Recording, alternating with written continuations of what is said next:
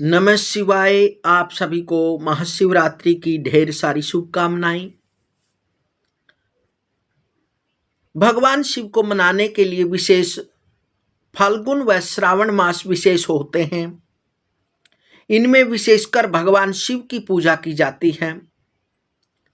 वैसे तो भगवान शिव की पूजा किसी भी मास में किसी भी समय की जाती है, लेकिन विशेषकर इन मासों में, इन महीनों में, श्रावण व फाल्गुन मास में भगवान शिव की पूजा का विशेष महत्व होता है और कावड़ लाने का भी विशेष महत्व होता है।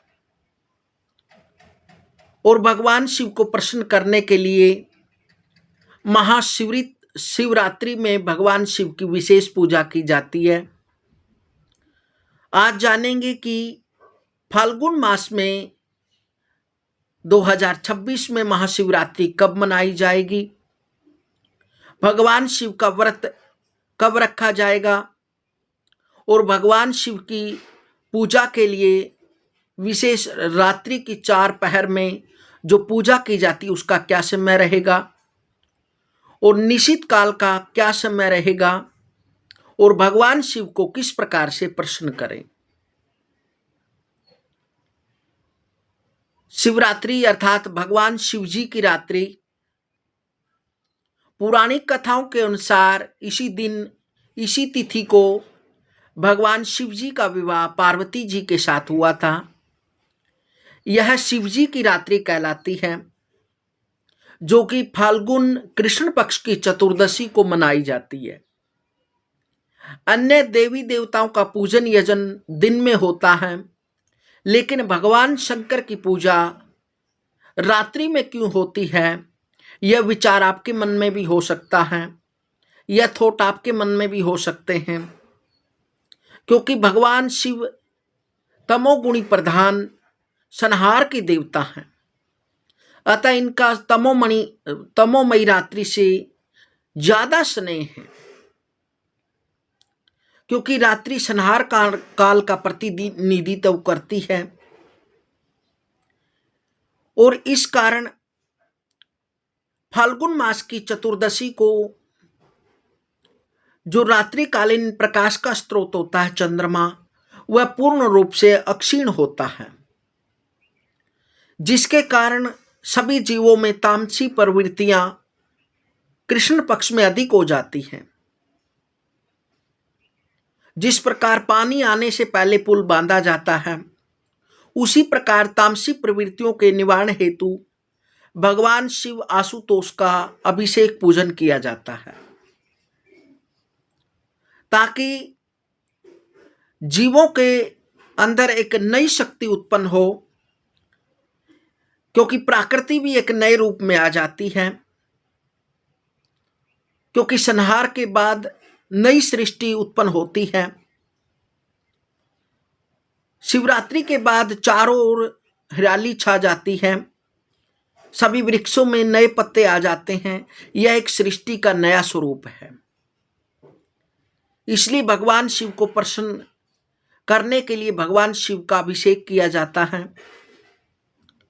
और 2026 में फाल्गुन मास में चतुर्दशी तिथि भगवान शिव का व्रत महाशिवरात्रि का पर्व 15 फरवरी को 2026 दिन रविवार को मनाया जाएगा, जो कि चतुर्दशी तिथि 15 फरवरी 2026 को दोपहर के बाद 5:05 पर प्रारंभ होगी, जो कि अगले दिन अर्थात 16 फरवरी को चतुर्दशी तिथि 5:35 पर समाप्त होगी।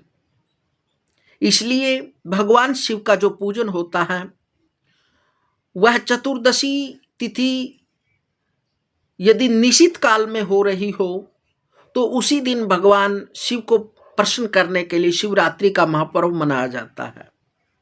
इसलिए 15 फरवरी को महाशिवरात्रि का पावन पर्व व्रत व शिवरात्रि का पर्व मनाया जाएगा और इसमें विशेषकर भगवान शिव को प्रसन्न करने के लिए रात्रि में 4 पहरों की पूजा की जाती है, जिसमें कि प्रदोष काल 6:05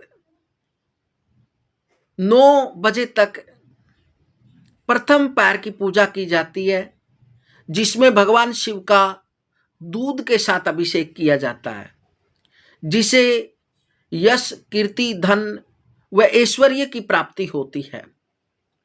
और दूसरे पहर की पूजा 9 बजे से लेकर 12 बजे तक की जाती है।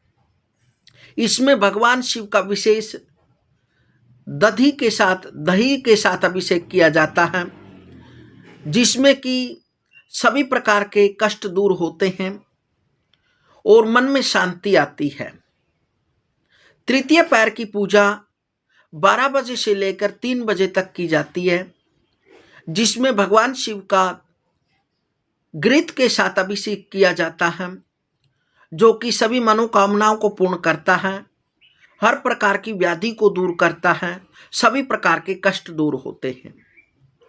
और चतुर्थ पैर की जो पूजा है वह 3 बजे से लेकर 6 बजे तक की जाती है, जिसमें भगवान शिव का मधु शहद के साथ अभिषेक किया जाता है, जो कि अनेक प्रकार से भगवान शिव व शक्ति की कृपा प्राप्त होती है। इन 4 पैरों में धर्म, अर्थ, काम, मोक्ष की प्राप्ति के लिए पूजन किया जाता है। विशेष भगवान शिव का पूजन निशित काल में किया जाता है, जो कि निशित काल जो कि अर्धरात्रि का जो मध्य का समय होता है, अर्थात 2 घड़ी का जो समय होता है 48 मिनट का, उसमें विशेषकर भगवान शिव की विशेष पूजा की जाती है, जो कि वह समय रात्रि को 12 बजे से लेकर 12:48 तक का समय रहेगा। इसमें विशेषकर निशित काल में भगवान शिव की विशेष पूजा की जाती है। इस समय में भगवान की विशेष पूजा, आराधना, मंत्र जप व शिव शास्त्र नाम व रुद्री का पाठ, नमः शिवाय का मंत्र जप करने से व भगवान शिव का अनेक द्रव्यों से अभिषेक करने से सभी प्रकार की कामनाओं की प्राप्ति होती है। और उस पर विशेष भगवान शिव व शक्ति विशेष आशीर्वाद करते हैं और उनको अनेक प्रकार से सुख प्रदान करने का आशीर्वाद देते हैं। इस प्रकार से भगवान शिव की पूजा की जाती है। भगवान शिव को जल व दुग्ध, दधी व घृत, पंचामृत आदि द्रव्यों से भगवान का अभिषेक करने से सभी प्रकार की मनोकामना पूर्ण होती है। इस प्रकार से शिवरात्रि के दिन यदि कोई आपके पास शिवालय है, उसमें जाएं और भगवान शिव का पूजन करें और वहां पर बैठकर भगवान शिव से प्रार्थना करें। कल्याण के दाता, कल्याणकारी, सभी संत जनों को आनंद देने वाले, हिमाचल कन्या पार्वती के पति, परम रमणीय,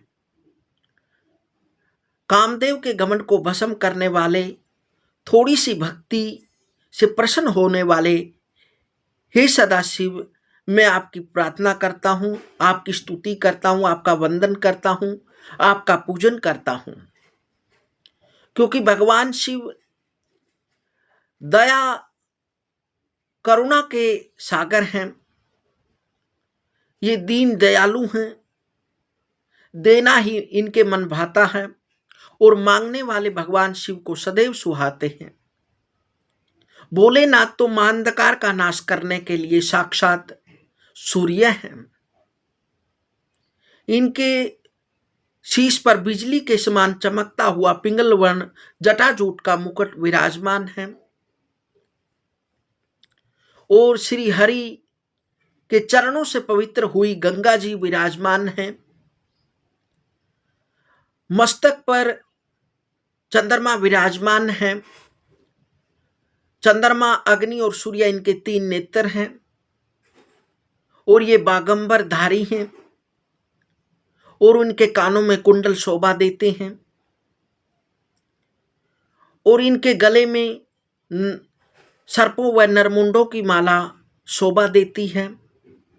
हाथों में डमरू हैं और कपूर के सामान आपका गौर वर्ण है और हे पार्वती के साथ विहार करने वाले सदाशिव, आपकी बैल की सवारी है, आप काल के भी महाकाल है, आप कली काल रूपी सर्पों के लिए आप साक्षात गरुड़ हैं और आपके गले में हलाहल विष झलक रहा है। पर्वतराज कैलाश आपका भवन है। आप संहार करता होते हुए भी मंगलमय हैं, करुणा बरसाने वाले हैं। आप सभी देवताओं के स्वामी हैं। आप उग्र होने पर भी मंगल करने वाले हैं। आपकी करुणा का इसी से पता लगता है। समुद्र मंथन के समय जब हलाल विष प्रकट हुआ तो देवताओं और असुरों के आदेश से आपने उस हलाहल विष को ग्रहण किया। आपकी करुणा का इसी से पता लगता है। और हे भगवान सदाशिव, आप जो भी भक्त मांगते हैं आपसे, वह प्रसन्न होकर आप उनको तुरंत दे देते हैं।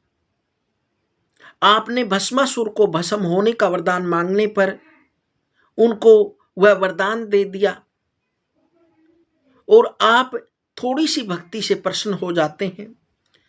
हे भगवान सदाशिव, आप भक्तों को हाथ जोड़े खड़ा नहीं देखना चाहते। उनको जो भी वह मांगते हैं उनको तुरंत दे देते हैं। और आप तो सच्ची भावना से एक जल के लोटे से भी प्रसन्न हो जाते हैं। आप सभी कामनाओं को पूर्ण करने वाले हैं। आप ओगरदानी हैं। हे भगवान सदाशिव, आप करुणा के सागर हैं। इस प्रकार भगवान शिव की स्तुति करें, प्रार्थना करें और भगवान शिव के सामने बैठकर नमः शिवाय का मंत्र जप करें। अवश्य ही भगवान सदाशिव की कृपा से आपकी जो भी मनोकामनाएं हैं वह पूर्ण होगी।